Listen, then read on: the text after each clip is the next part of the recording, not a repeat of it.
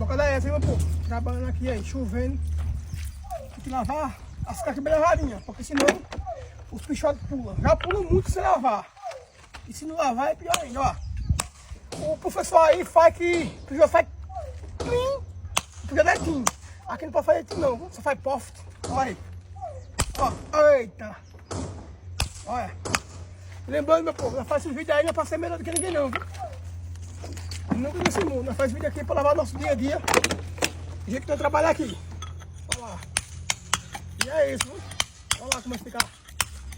Água. Lembrando que nós fazemos esse vídeo, pessoal, não é pra ser melhor do que ninguém não. Tanto eu como o vídeo, viu? Você é bom aí também. Como é bom, meu povo. Graças a Deus. E é isso. Bora ver se vai, né?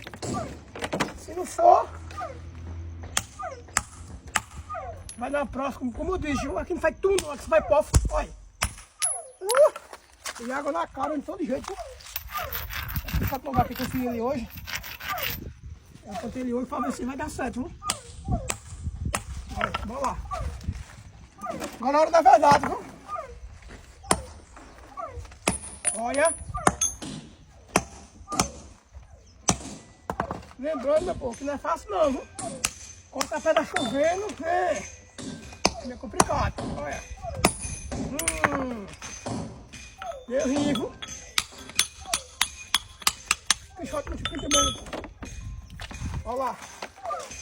Aqui é o processo. Como é que tá aí demais? Vai, em nome de Jesus. Olha aqui.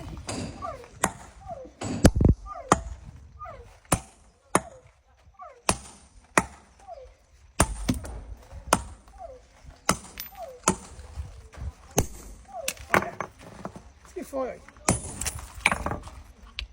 Agora vou dar fechada aqui pra ver se dá certo.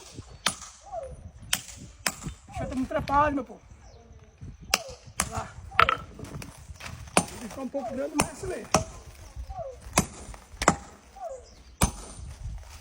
Atrapalha na chuva, povo. Não é fácil não, viu? Lembrando que na minha estrada tá chovendo normalmente, graças a Deus. Olha. Nossa, como é que é? Se lavar bem lavado, pode pular, viu?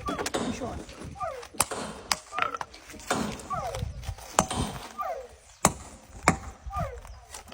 Olha.